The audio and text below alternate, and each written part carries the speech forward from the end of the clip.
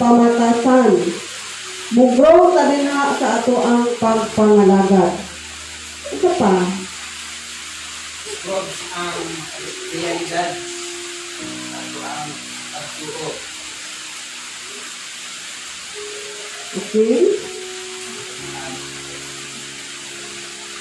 Sunod. Enable us to comfort and encourage others and make us more jealous and remove the dross from our lives. So, si Pastor matudlo, si Pastor mag-review. Sige. Iyahan ang ginansya, ilabot sa panahon. Sa karong dalitaas sa barrier to obedience. Kabalo ko ha, kabalo ka, unsan word na obedience? Ha? Obedience means pagtuman. How about barrier? Barrier. Mag-injut ba yagot ta? Dara ako sa may barrier. Mag-injut ba yagot ta? Pero unsa lang sa Bisaya? Makababag? Pwede. So, atong panahon ng dictionary, barriers means offense. Ano sa ang definition? Offense or other obstacles.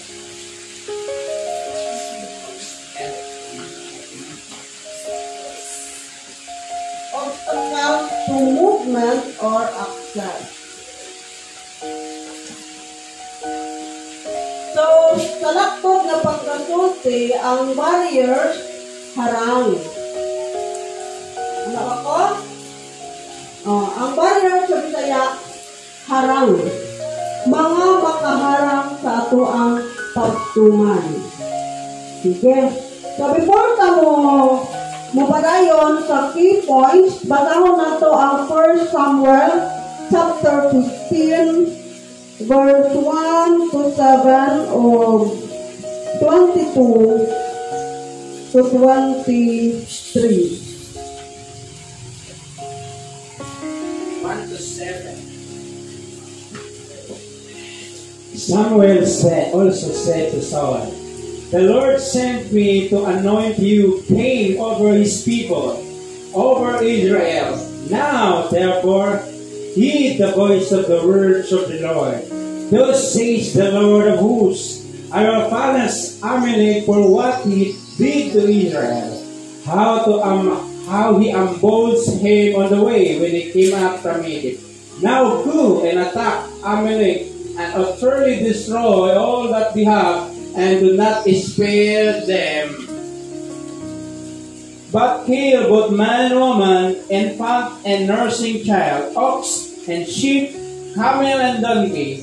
So Saul gathered the people together and numbered them in Telaim, 200,000 foot soldiers and 10,000 men of Judah. And Saul came to a city of Amalek and lay in wait in the valley. Then Saul said to the Kenites, "Go, depart, get down from among the Amalekites, lest I destroy you with them. For you shewed kindness to all the children of Israel when they came up from Egypt."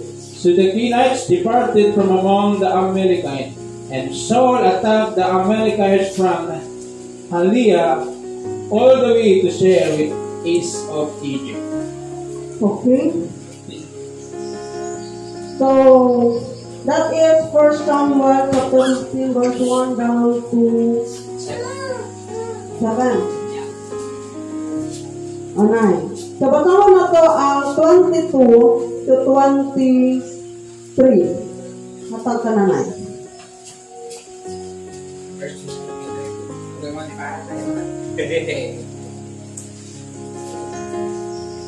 Hindi ko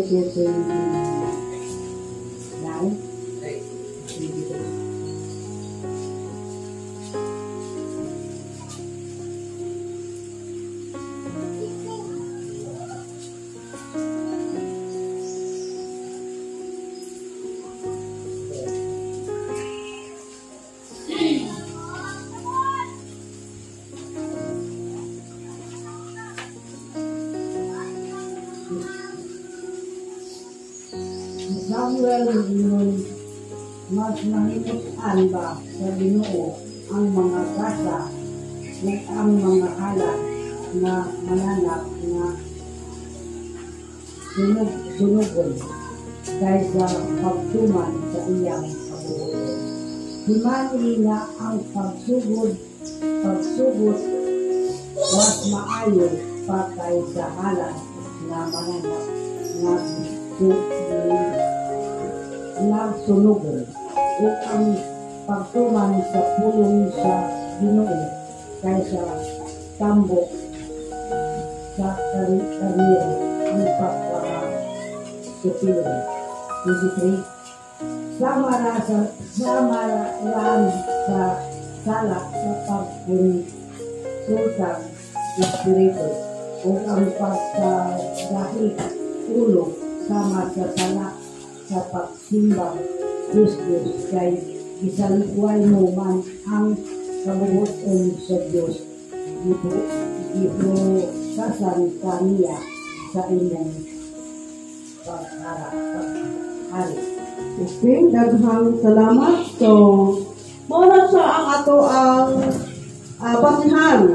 Mga senaryo nga basihan nato sa ato ang topic, no? Barriers to obedience. So, kanan sa mga ito nag-visgot siya sa istorya bahon ni King Saul.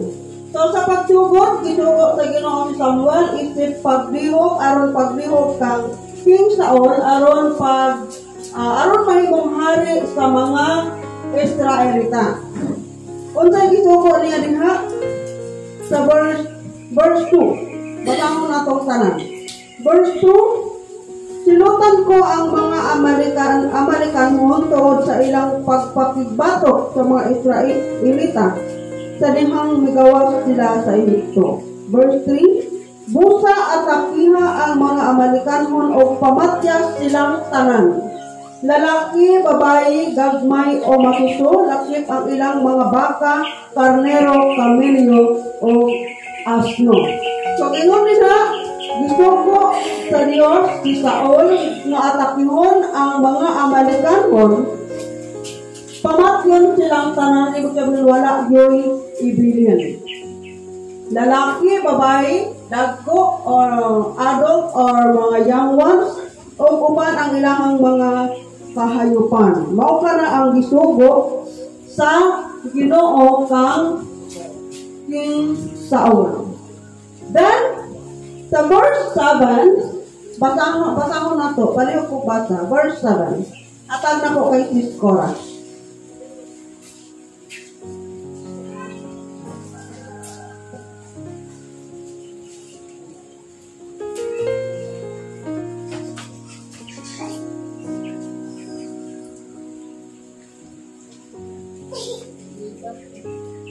Ibuntog ni Saul ang mga Amerikanhon ikan sa Habila hangtod sa Shore nga silangan sa Ehipto. Gipamatay niya ang kanang tao. Gawas kang agag ang hari sa mga Amerikanhon. Ingon man ang tambok ng mga karnero o mga baka. Gihipos usab nila ang tanang mga maayong butang, ang gilaglag nila maulamang kadtong walay hinungdan.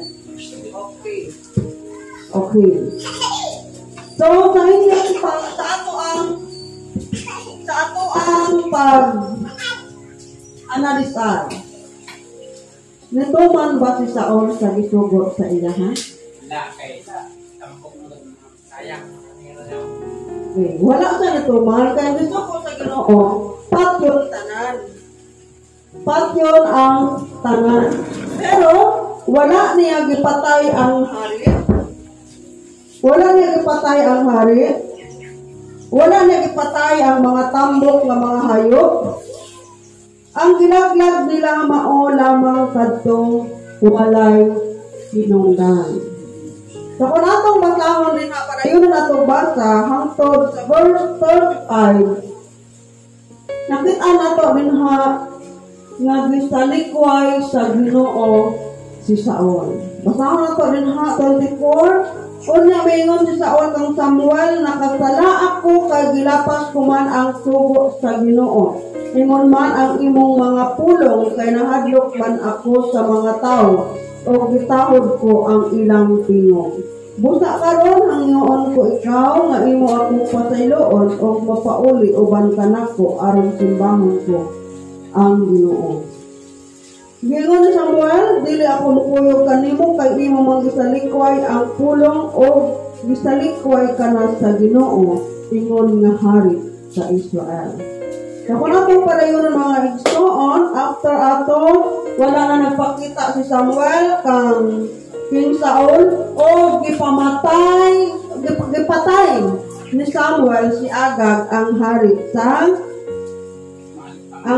mga Amalekanhon.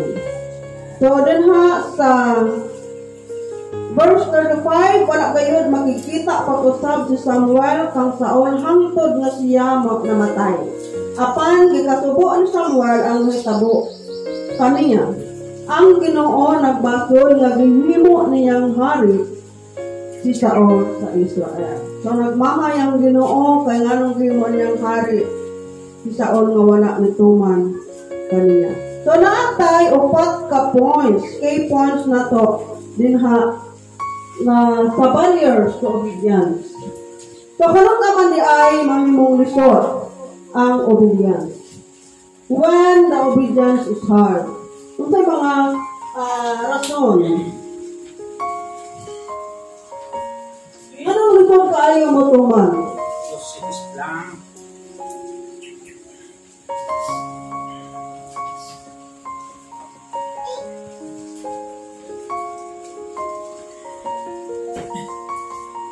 Para sa inyo nga, kanong ba manimong lisod ang obedience? Kailan ba naging mahirap ang pagtupad sa utos?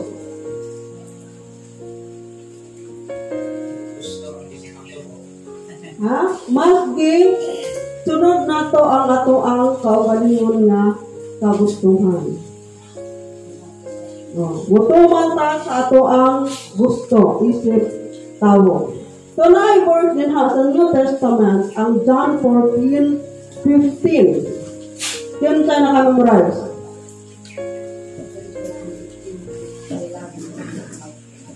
Okay. John 14:15. If you love me, keep my commandments.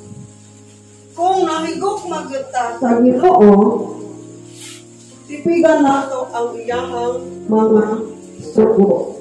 So, uban sa pag-tipid na diha ang pagtuman. So, sa atong pagpangalagad, required God nga naay action, naay buhat. So, one of our action is obeying God's command. Before na ko padayon, siguro before na ko padayon, tagain ako o usa ka bersikulo nga para sa imong hasugo. Ha? Tagay ko og usa ka bersikulo nga imong gikutan nga para sa imong hasugo na. Because in the Bible there are promises, reminders. So tagay ko bersikulo din nga sa Biblia nga basta sugo. Matthew 6:33. Matthew 6:33. Matthew 6:33. Seek ye first the kingdom of God and His righteousness, and all these things shall be added.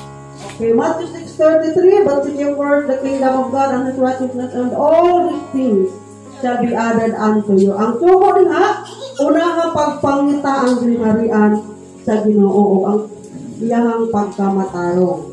O ang tanang butang, iyang igahatag kanimo. Ano pa? How about the others? Ano ba tayo mga sugo? 1 Peter 5:7. Sige. Usahay, wala na ito dito yan sa ginawa itong kabalata. Ano pag yun? Ayaw, sa mukha ang imuhang kating-kating. Pero nga nung matambok ko man yun. Nahanap rin nga sa 1 Peter na be holy for I am holy. Pagpakabalaan kamo kay ang Diyos. Magpakabalaan kita kay ang Diyos. Balaan. Pero anong likod man kaayo? Okay. Anong likod kaayo ang pagiging masunurin? Because, number 1, it takes what? Sacrifice.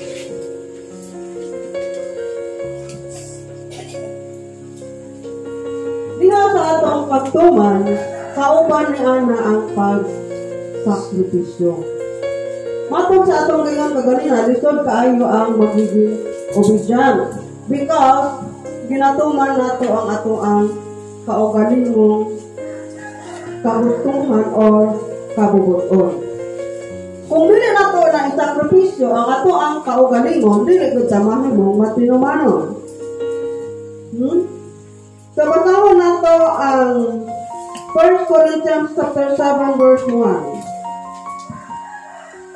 Sample of sacrifice. 1 Corinthians chapter 7 verse 1.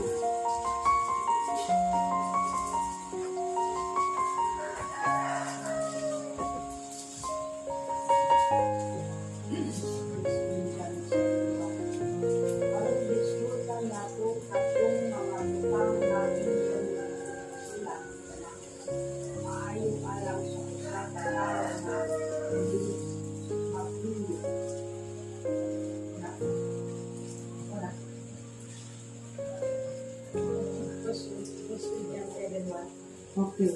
Karon atong okay. It is purity in dating. So it is sacrifice not to touch. Kasagaran sa mga relationship ni siya, no? Mo ang sugo diha is do not be immoral. Mo na sa ang sugo diha. So aron matuman ni mo ang sugo, you have to sacrifice yourself. You have to sacrifice your human nature. Normal na sa kung in psychology and in science, normal na sa mga ingon anak. Pero isip Kristohanon, dili siya normal. No? Parang ginahingon na ito at pinahanglan putli tamo ato pak sa ito ang lahi. Especially in relationship. Next, basahon na ito ang Luke 6:38. Luke chapter 6 verse 38.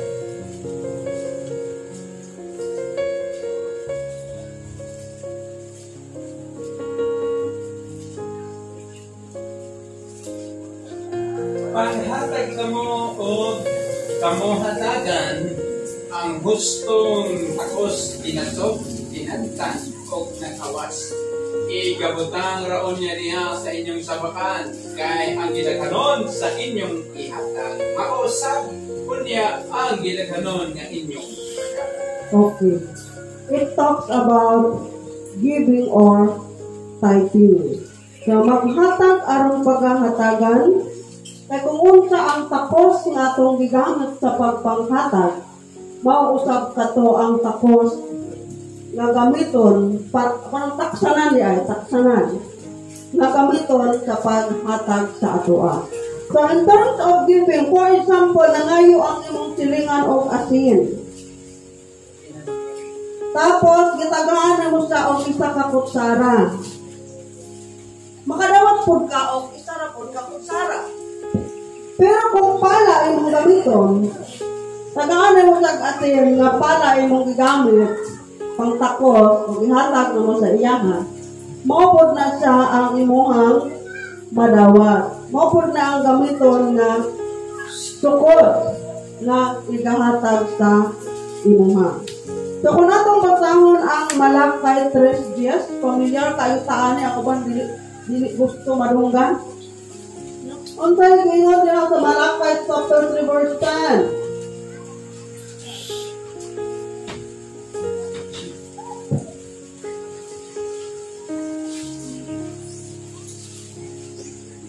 Basahon na to.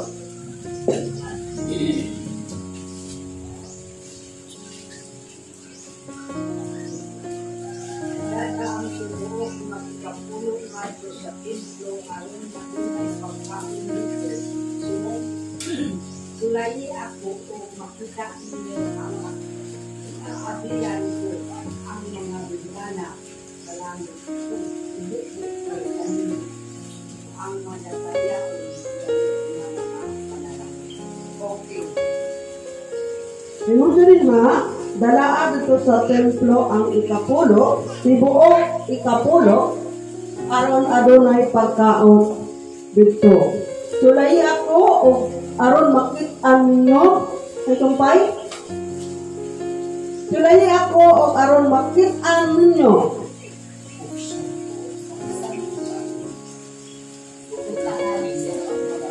Malakay chapter 3 verse 10. O ikabukbuk ko kaninyo ang panalangin niya madagayaon.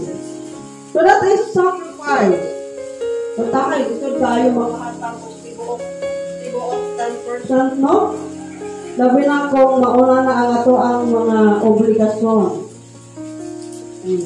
Sinuod kita sa mga igsoon. So, labi na kung mauna ang ato ang mga arawan. Bitod kayo.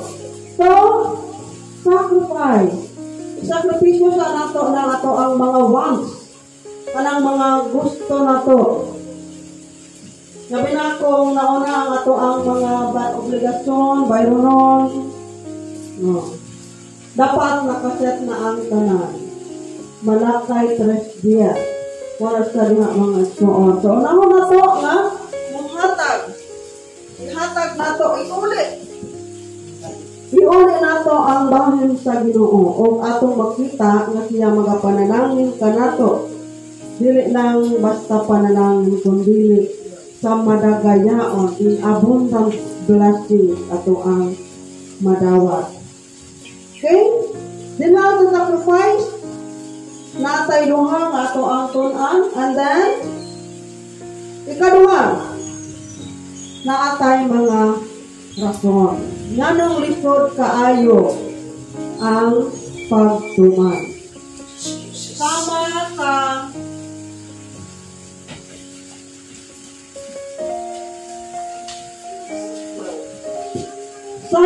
ka kang King Saul na sa rason. Nganong wala niya gituman ang gisugo sa Ginoo sa iyaha. Kung sa iyang rason, kay mahadlok siya kung dili niya tumanon ang sulsol sa mga tao sa iyaha. Nasata na ito makita ka ganina.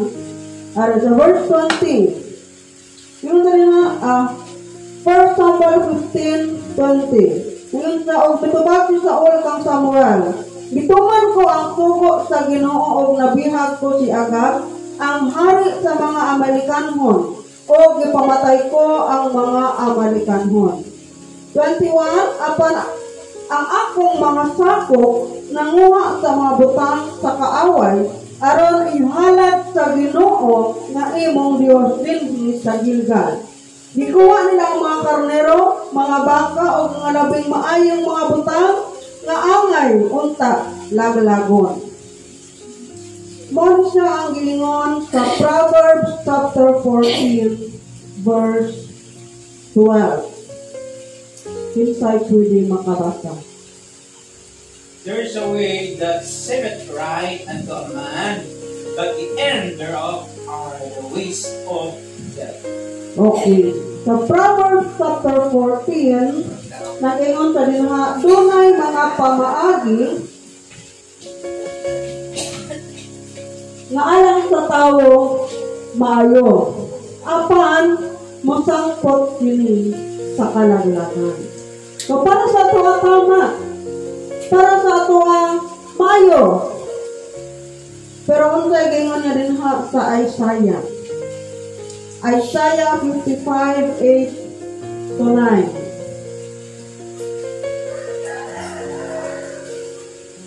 For my my thoughts are not your thoughts, neither are your ways are my ways.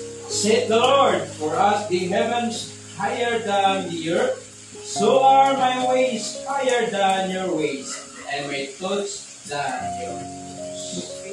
Kaya ang imong huna-huna, dili mao ang huna-huna sa Ginoo. No?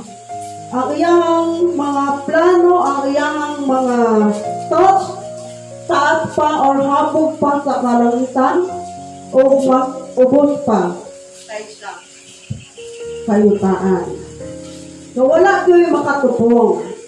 Mo na ang kinahanglan din ng obedience sa Diyos. Pagtuman, kaya ta kabalo, walay makatukib sa pamaagi o sa plano sa Ginoo. Kaya ang tao hanon nga una-una, limitado lamang. Basahon nato ang kabalo ko familiar kayo sa ato Proverbs 3:5-6.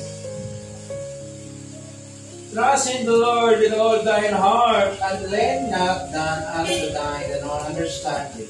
In all ways acknowledge him, and he shall direct thy paths. Kumusta? Okay. Trust in the Lord in all your ways and lean not into your own. Trust in the Lord with all your heart and lean not into your own understanding. Salig ta sa Ginoo uban sa tibuok nato kating-kating o dili ta magsalig sa ato ang kaugalingon nga kahibalo. Ug sa tanang pamaagi ato siyang ilhon, and He will direct our path. Dili gud ta masayop mga igsuon sa atong mga reasoning, sa atong mga pamaagi, kung atong gila ang Ginoo sa tanan natong pagabuhaton. Natay mga reasoning, mga awon ba kayo magkuan ang tao, no? Maayo kaya kayo ta mag-reason out, ayo kay ta mag-justify sa ato ang mga rason. Kaya ano man unang-una lisod para sa ato ang magsakripisyo. So kung lisod magsakripisyo, musunod yun ang atong rason. Nakakitay rason anang wala tanto man. Parehas anang Matthew 6:33. Bright ba ito kayo ang tao? Ingon sa rin na unang pagpangita ang harian sa Ginoo. Lahat ay reasonan ang anong dili nato unang ang pagsimba. Natay mga reason. So, ito man natong rason, para sa ato atama to.